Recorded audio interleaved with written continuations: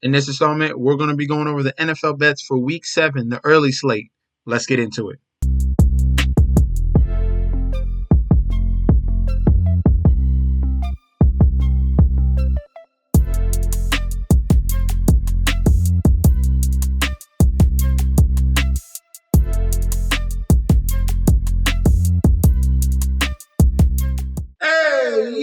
Welcome back to the channel. It's your boy Chef D, and I'm here to give you the winning ingredients for our Week 7 early slate we got going on. But before we deep dive into that, don't forget to like, comment, and subscribe to the channel. Make sure you follow me on Instagram and Twitter at MetsNetShetsD. Don't forget about that TikTok at Chef_D91. And don't forget about that Patreon. Right now, we're at the homepage of the YouTube channel, currently at 8.5 thousand subscribers. This is the road to 10K, and we're well on our way because you guys are showing up each and every single day. If you already subscribe, continue to like and comment. That helps the YouTube algorithm so we can grow to a much broader audience. All right. Now, for that Patreon that I keep telling you guys to sign up for, we had a pretty good Thursday. The main play on that slate, we had a little bit of a mix of almost a little bit of each sport, but the main play was in NFL. We smashed with the Denver Broncos on the money line. I gave out Javonte Williams as anytime touchdown. He came through with that. And I gave out Javonte Williams 2 touchdowns, and I was at plus 1,000, and that came through as well. All right. So if you want winning plays, we got MLB going on right now. We have NFL, obviously. Dibble and dabble on the NHL just a little bit, but don't forget about college football. We've been hitting as well. You sign up right now. The link is provided down below in the description. You sign up for the Patreon. You get access to daily bets, future bets, and access to that group chat that goes off 24/7. I'm so excited to announce I have partnered with BetStamp and Sign Up Expert to provide you guys with an easier way to sign up with any sportsbook in your area. If you go to the link in the description down below, you will be directed to this page you see here. It automatically displays all available sportsbooks in your area plus their current promotions. For example, you could take the plays given in this video and apply it to any other sportsbooks you don't currently have and reap the rewards. Now let's get into the slate. In London here, to kick things off, Jacksonville Jaguars, back-to-back games in London here. They're 1-5, going to be against the New England Patriots that are 1-5 as well. Looking at the current odds for this game, Jaguars are big favorites, minus 250 on the money line, with the comeback of the Patriots at a plus 200. Point spread at 6, total points at 42. Public bet percentage here, we're looking at the money line for the Jaguars, 80% of the money, 80% of the bets coming in on Jaguars, 55% of the money coming in on the Jaguars as well. So sharps are leaning on the side of the Patriots on the money line. For the point spread here, 75% of the bets, 70% of the money, all over the Patriots in that plus 6. They're taking the points. They do not trust the Jaguars, this is a pretty big line here for a team that is the same record as their opponent. Total points here, 85% of the bets, 74% of the money towards the over 42 in this one. For the injury report here, we're starting off with the New England Patriots. Vidarian Lowe, offensive tackle, he's going to be out. Ramondre Stevenson is trending towards playing. He got in a full practice Friday. That's positive news there. Mike Jordan, questionable. Sione Takitaki, questionable. He was out a couple weeks ago, but he's looking like he's going to play. Marco Wilson, cornerback, is questionable as well. Curtis Jacobs and Javon Baker, both questionable. Baker looking like he's going to be out for this game. He had a DNP on Friday's practice. For the Jacksonville Jaguars, Travis Etienne, questionable, and Tyson Campbell, questionable here. This is a pretty healthy Jaguars team. But with the Jaguars here, they have struggled mightily. They looked horrible against the Chicago Bears last week. They made Caleb Williams look like Patrick Mahomes in that particular game. You got a big spread here, and they're kind of like daring you with this one. Ultimately, I like the move to Drake May. He gives this offensive line an opportunity. He gives the offense an opportunity to move the football. I think that the Jaguars can put up points just because they have enough talent, and this defense for the Patriots is going to force Trevor Lawrence to throw the football. All right. Now, Trevor Lawrence does throw the football better against cover 3 and cover 1 zones. He is going to be facing man-to-man coverage here, but the Jacksonville Jaguars have guys that can win one-on-one. It's always up to Trevor Lawrence. Can he perform? Because he's been very mediocre in situations where he should definitely excel at. All right.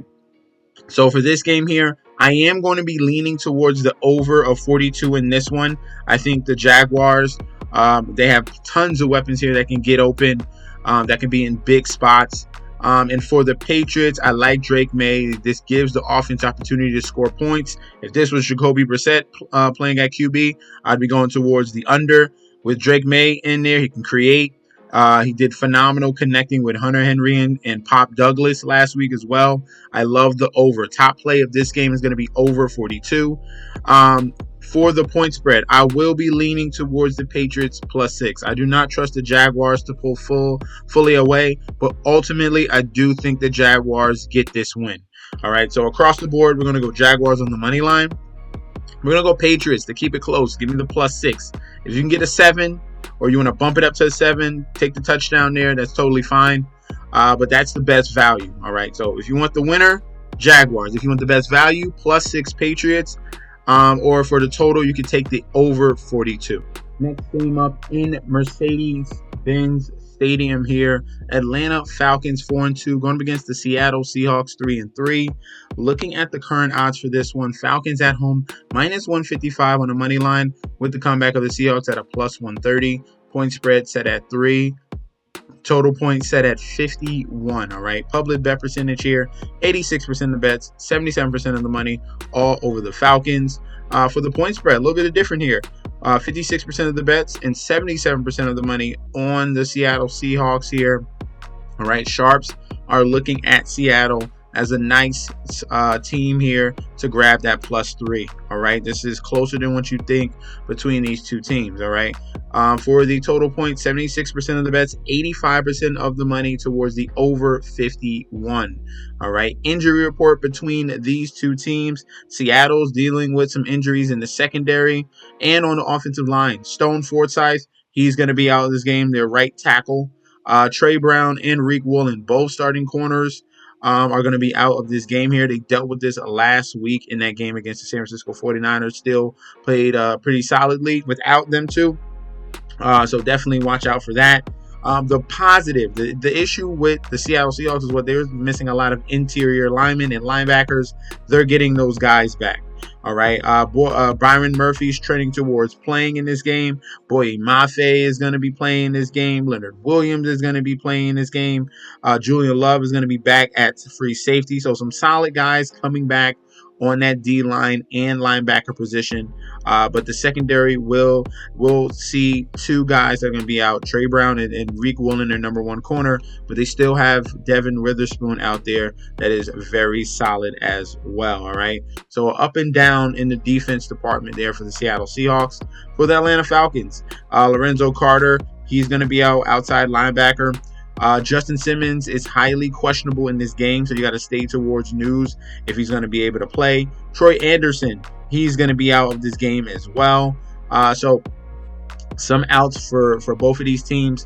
Some more important than others. All right. Now, between these two teams here in the Atlanta Falcons have reeled off 3 straight wins. They have played phenomenal. They played very well. This offense is finally waking up. That's what happened with the Atlanta Falcons. Okay, they were able to handle the Saints, who suck. Tampa Bay was a good win there, 36-30, and then they handled the Carolina Panthers like they were supposed to. On the other hand, the Seattle Seahawks, despite the fact they started out very strongly this year, 3-0, they lost 3 games in a row. Obviously, Detroit Lions is understandable. The Giants game was winnable, but they didn't show up at all. And then the San Francisco 49ers was just a little bit too much firepower there. They're missing a lot of the interior, and they got ran all over in that game. But this game, they're getting some guys back, which is definitely going to help stop the Atlanta Falcons. If they can stop that run game with Bijan Robinson, that's going to be huge. And Tyler Algier, if they can stop that run, it's going to be very important. All right, and then it becomes the Falcons are one-dimensional. And you got Kirk Cousins in the pocket. in the back like a sitting duck. And you have what you have with the Seahawks here. They're the top 10 in the league in sacks. All right, they have 17 sacks already this season. They can get pressure on Kirk Cousins and force him in situations that he can be in some big trouble. All right, so both of these offenses here have been very efficient. Seahawks have been looking good with the new Washington coordinator who's now the coach. He's looking phenomenal with this offense. Geno Smith was leading the league in passing yards as well. So this efficient offense here. You got Ken Walker, a nice 1-2 punch as well. Falcons getting their offense together. But I think the Seahawks in their run D is going to be huge in this one. And I'm going to agree with the Sharps here with the point spread, all right? Not saying the Seahawks definitely win this game, but I want to be safe. Give me the +3 on the point spread here with the Seattle Seahawks. And give me the over on the 51 in the total. I like a high-scoring game here, but the Seahawks to keep it close and have an opportunity to win. Next up in Buffalo here, Highmark Stadium, Bills 4-2, Tennessee Titans 1-4. Very interesting matchup here, Week 7. Looking at the odds here, Titans on the money line +375. We got the Bills coming in at -500. Huge favorites here at home. Point spread at 9.5. Total points set at 41. All right, for this game here, public bet percentage, we have 97% of the bets, 97% of the money, all over the Bills. Clear cut. No one's even batting an eye. All right, they're going straight to the Bills on the money line. Watch out, okay? I'm warning everyone right now. Week 7 is going to be very dangerous. Very dangerous for some games when people are thinking that these are layups here. All right, I'm warning people right now. Point spread, 71% of the bets, 81% of the money coming in on the Bills to straight out cover this game as well. Total points, 92% of the bets, 73% of the money towards the over on this game of 41 points. All right, that one I'm in the middle of. Okay, we'll debate about that a little bit later. Let's look at the injury report here for the Tennessee Titans and the Buffalo Bills. Keondae Coburn, he's going to be out. D. Lyman. Tajay Spears is going to be out. Treylon Burks, third string wide receiver, fourth string really, wide receiver, he's going to be out. And backup running back Tajay Spears is going to be out. Cedric Gray, linebacker, he's trending towards being out as well. More like a healthy scratch. For L'Jarius Sneed, I want to make sure he's in. So definitely stay tuned to news about L'Jarius Sneed. If he's in, he's going to be on Amari Cooper. Obviously, Amari Cooper is getting acclimated to the Buffalo Bills. So you got to take everything with a grain of salt. This is going to be the first time playing with each other with not a lot of practice time just because that trade just happened late Monday. All right, so probably you got the 3 practices in. He's trying to catch up on the playbook. It's going to be a lot, all right? For the Buffalo Bills, they are getting back James Cook. That's a positive. They got back Ed Oliver at D tackle. That's a positive. Darrington Evans, backup running back, he's going to be out. So everything is good for the Bills. They're looking a little bit healthier here. Mike Edwards is trending towards being out, and Ray Davis is questionable for the Buffalo Bills. Other than that, Taylor Rapp is back. Taron Johnson is fine. Everything is pretty okay for the Buffalo Bills, all right? Now, this game here, it's time to really break it down, all right? Buffalo Bills have been playing pretty solid. They started out hot. They lost to Baltimore and Houston in back-to-back games. Came back and beat the Jets in New York there in division matchup. Very solid win there. All right, now we're going to be against a rough and rugged Tennessee Titans team that has had opportunity to win games, but there's one Achilles heel, and that's Will Levis and his turnover, okay? Some of these games here for the Titans, they should have won. They should have beaten the Jets. They definitely should have won against the Chicago Bears. They were up by double digits and let them come all the way back in the fourth quarter. That the only clear blowout was the Green Bay game. They handled Miami pretty easily, but that was a backups game. And then against the Colts, it was a little bit too much of veteran quarterback play there that edged the Colts over the Titans, all right? Now, the key for the Titans going up against the Buffalo Bills is the run defense, all right? What the Bills have done now here, they've been able to lean on James Cook, and then after that, Josh Allen has looked phenomenal, okay?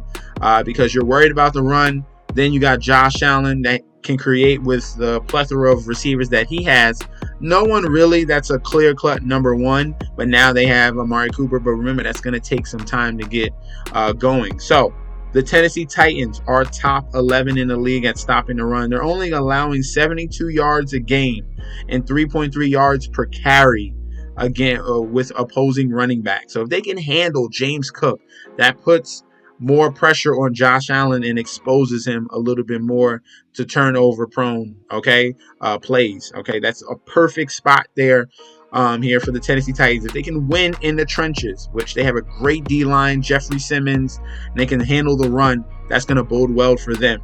On the opposite end, the killer here for the Buffalo Bills, they can't stop the run. Tony Pollard has looked phenomenal this year, and he's going to get the full share of carries with Tajay Spears out.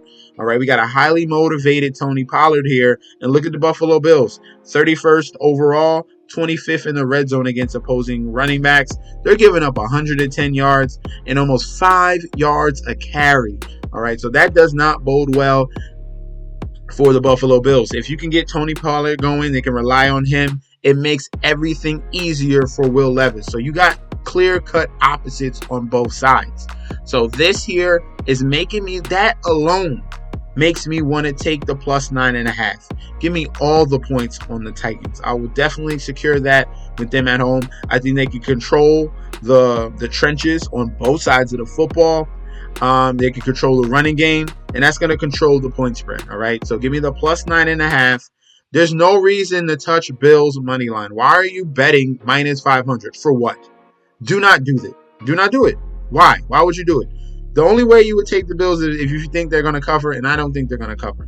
All right, there's clear-cut disadvantages here for the Buffalo Bills going against this Tennessee Titans team that is struggling right now, but they have had opportunities to win games. This record should be better than what it is at 1-4. All right, so give me the Titans at plus 9.5 for the total points. 41 is pretty low. I expect the Titans to score, and if they do, that's going to force the Bills. Not saying that the Bills are going to be down, but it's going to be more of a back and forth type of game. You know how Josh Allen is. He's going to be gung-ho and be put in situations to really score. So I'm going to lean towards the over, but the top play here is going to be the Titans plus 9.5.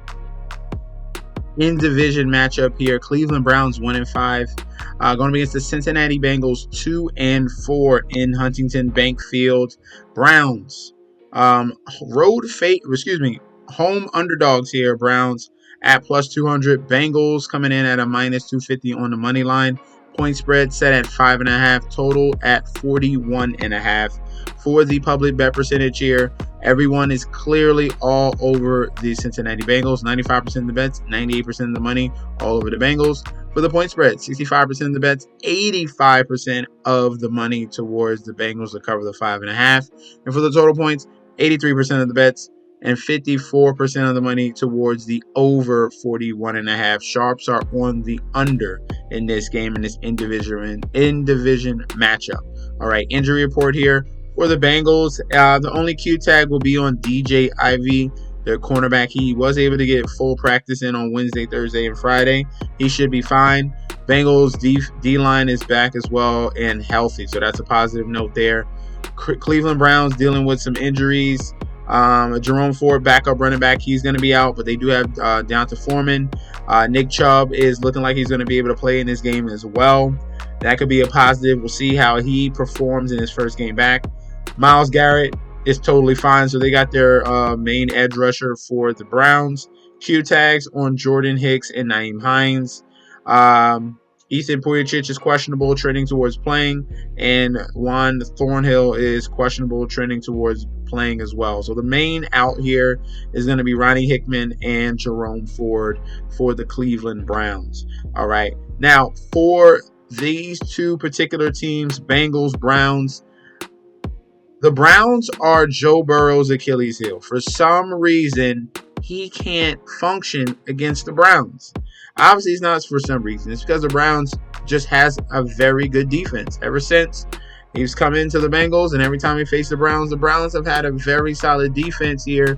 And that's what they have yet again here. Myles Garrett, this D-line, the secondary, everyone is still there and is very formidable and really creates havoc for Joe Burrow.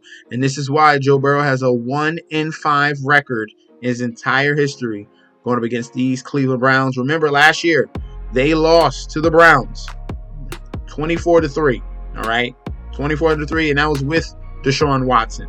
All right, so this game here, I think it's just too much public, too much sharps all over. This is a very public, and sharp team here. The Bengals just easy, getting out the way. We're going to smash the Bengals. We're taking it over. We're not even thinking about it. We're adding in our parlays, and we're betting on it.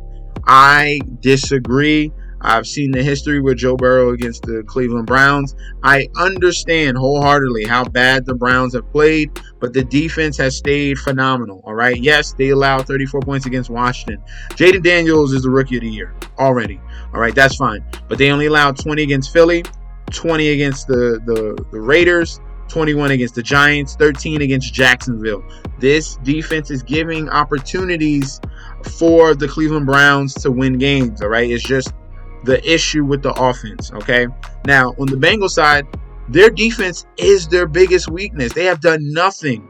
They have done absolutely nothing this year defensively that has proven to me that they can hold it down for Joe Burrow and the Cincinnati Bengals, all right? That's been the huge issue here. Yes, of course, the Giants, they only allowed 7 points. That's understandable there. But this is an in-division matchup. The Browns know the Bengals very well, and obviously they have handled the Bengals very well and are in a very good position to steal this game here, all right? Clearly steal this game in an in-division matchup. So I'm going to be taking the points here. We're taking the points again. Browns plus 5.5. I'm going to be contrarian here. I'm not betting the Bengals blindly when I've seen so many issues for this team. We expect them to win and they lose. They were lucky in that game against the Giants. They could have lost that game. They should have lost that game. But we're going to be riding with the Browns here, plus 5.5. Give me the points with the team that has handled the Bengals and handled Joe Burrow in his entire career. And we're going to go with the under on 41.5 in this in-division matchup. This will be a classic AFC North battle here between these two teams. Next up in the Lambeau Field here, Green Bay Packers 4-2, Houston Texans 5-1. Packers home favorites minus 150, Texans on the money line at a plus 125. Point spread at 3. All right, total points set at 48. All right, public bet percentage here, 64% of the bets on Green Bay. But we have sharps here, 64% of the money on Houston to take this win. Wow. All right, interesting here in this one. All right, point spread, Houston plus 3, 70% of the bets coming in on Houston to cover, 85% of the money coming in on Houston to cover that 3. All right, so this is very public underdog. All right, this is a big warning. Public underdog here for this particular game. We got majority of money on Houston. We got well over majority of money on Houston to cover the spread as well. For the total points, we have 86% of the bets, 95% of the money towards the over 48. That's the only thing I probably agree on. All right. Now, the reason why I'm speaking like this is because of the injury report. Okay. And there's other reasons as well. All right. Green Bay Packers looking healthy. Jair Alexander, fine. Kenny Clark, fine. Tucker Kraft is going to be fine. Q tags on Dontayvion Wicks. He's probably going to play. Colby Wooden, D lineman, he's questionable. And Devontae Wyatt, D lineman, he's going to be out of this game. All right. Not major hits to this team. This team looks pretty healthy. All right. For the Houston Texans, they are in big trouble. Falu Fatukasi was able to get limited practice in. He's one of their better run stuffers. He's going to be highly questionable for this game. Azeez Al-Shahir, out. Kamari Lassiter, cornerback, out. Henry Totu, linebacker, out. Jimmy Ward, safety, out. Robert Woods, out. These are major hits to the secondary and linebacker position going up against a red hot, not right now. They're getting hot right now. The Green Bay Packers are a very dangerous team. Obviously, Jordan Love coming back in his first game. It was a little bit of a struggle. and he handled things against Arizona. Then they got against the Rams. Then they got cooking against Arizona and dominated them in Lambeau. All right. Houston, very good win over Jacksonville. It was an okay win against Jacksonville. Very good win against Buffalo. Dominated the New England Patriots there, where it was the Drake May first start. He did look impressive, and that game was close in that first half. All right. Now, this is a whole different issue here when we're talking about the Green Bay Packers and all the weapons that they have. You cannot be injured at the cornerback and safety position when you got to go up against Romeo Doubs, Jaden Reed, Christian Watson, Dontavian Wicks, Bo Melton, Tucker Kraft. I can go on and on. There's so many weapons here for the Green Bay Packers. Jordan Love getting acclimated here and just getting hot at the right time. This is a bad spot for the Texans in Lambeau. We have a public underdog that's a full fade. I love the Packers. Love the Packers in this game. Give me the Packers on a money line. Give me the Packers to win by 3. The Packers are probably going to win by double digits, okay? Packers by 10. Telling you this right now. Packers money line, Packers -3, and give me the over on the total of 48 points. It's a bad spot. In Lucas Oil Stadium here, we have the Indianapolis Colts 3-3 going up against the Miami Dolphins here 2-3 for this matchup between these two teams. Indianapolis Colts at home -165 on the money line with the comeback of the Dolphins at a +140. Point spread set at 3. Total points set at 43.5. For the public bet percentage, 85% of the bets, 81% of the money on the Colts to win this game here against the Dolphins. For the point spread, we have 51% of the bets towards the Dolphins, but we have 69% of the money towards the Colts to cover. All right, sharps are on the Colts to win this by a field goal. Total points here, 79% of the bets, 68% of the money towards the over 43.5. Sharps are leaning slightly here, more towards the under. For the injury report for these two teams, Chris Lamons? Yes, Chris Lamons, cornerback. He's going to be out of this game. Kenny Moore, their number one corner and nickel corner, is going to be back in this game. That's a positive note there. Q tag on Odeyingbo. Q tag on Alec Pierce, Q tag on Michael Pittman. Those guys look like they're going to be fine and able to play. Anthony Richardson will be the quarterback in this game. All right, no Joe Flacco. Anthony Richardson will be back as the starting QB in this game. Braden Smith, questionable. He did not practice on Friday. We'll see if he's able to go their tackle. And EJ Speed, linebacker, he's trending towards playing. And the big out there, Jonathan Taylor is out yet again, all right, for the Indianapolis Colts. Dolphins here, doubtful on Javon Holland. He's going to be out there. They're really good, talented safety. Q tag on David Long, Emmanuel Agba. Q tag on Cam Smith. Q tag on Odell Beckham. He's really not even a factor. And Austin Jackson, he's going to be questionable in this game as well. Now, for these two teams here, Colts, gritty win last week with the backup quarterback in Joe Flacco against the Tennessee Titans, as you can see right there. Unfortunate loss against Jacksonville, all right? So this team in the last 4 games has looked okay. They've survived without Anthony Richardson. Now they're going to be able to get him back. That's going to be a huge positive note here. And they should be able to take advantage of the Miami Dolphins, who are reeling offensively and defensively here. The key component for the Colts, all right, to win this game is going to be the run game, all right? Obviously, you do not want to force Anthony Richardson to pass the ball. So if you have a very good matchup of running the ball, then you put Anthony Richardson in very good positions to facilitate the ball off of that running game, all right? So if we're looking at the stats here, all right, the Dolphins are one of the worst teams in the league, and this is what's happened. If you looked at these games, all right, low scoring, ugly games, they can't score, but they've been bludgeoned on the defensive line, getting run over game after game. Okay, we saw it against that Tennessee team. They were able to run with anybody. It didn't matter. It didn't matter at all. All right, they were able to run that football, and this is the issue here. The Colts still have a very good and dominant line, and even without Jonathan Taylor, they're still good at the running back position, and you have Anthony Richardson that can run the football as well. Dolphins, 30th in the league, 31st in the red zone, all right? 118 yards per carry, 118 yards a game, 4.9 yards a carry, and 1.6 TDs per game to the running back position.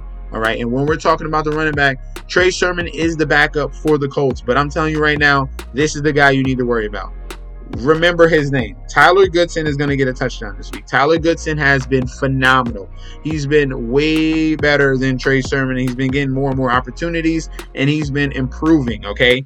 Against Jacksonville, 5 for 26, 5 yards a carry. Against Tennessee in that very good run defense, 8 for 51, 6.4 yards a carry. And that one, he's been good in the receiving department as well. 7 catches, over 40 yards in the receiving department. That's the guy you need to worry about at the running back position here for the Indianapolis Colts, alongside with Anthony Richardson. So this game here, I'm going to rely on the Colts run game and their defense, and to really stop Tyler Huntley yet again.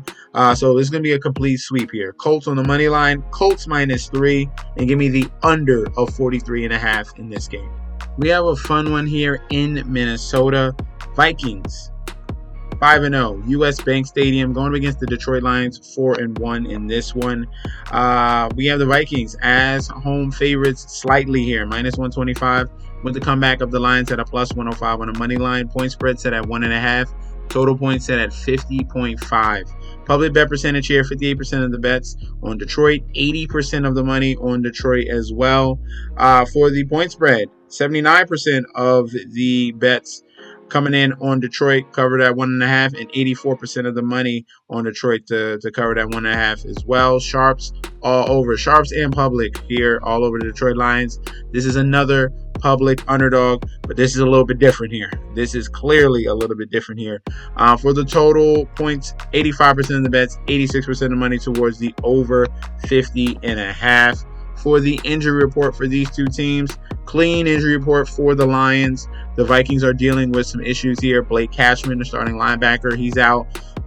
Caleb Evans, he's going to be out as well at cornerback. Everyone else is going to be Q-tag between Patrick Jones. Aaron Jones is trending towards playing.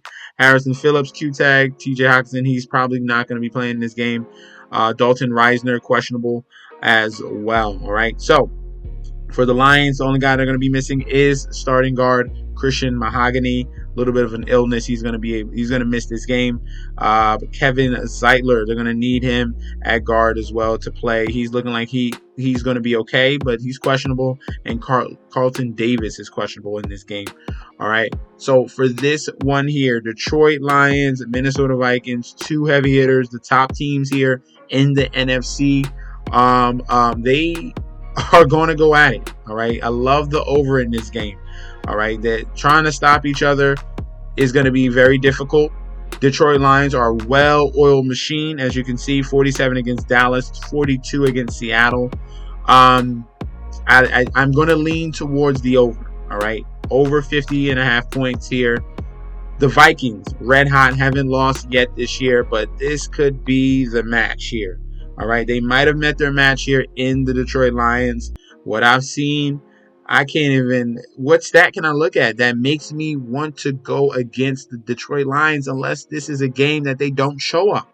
And I think they will show up in this game because this is going to be the number one spot here in the NFC. You got a undefeated team. That's motivation in itself.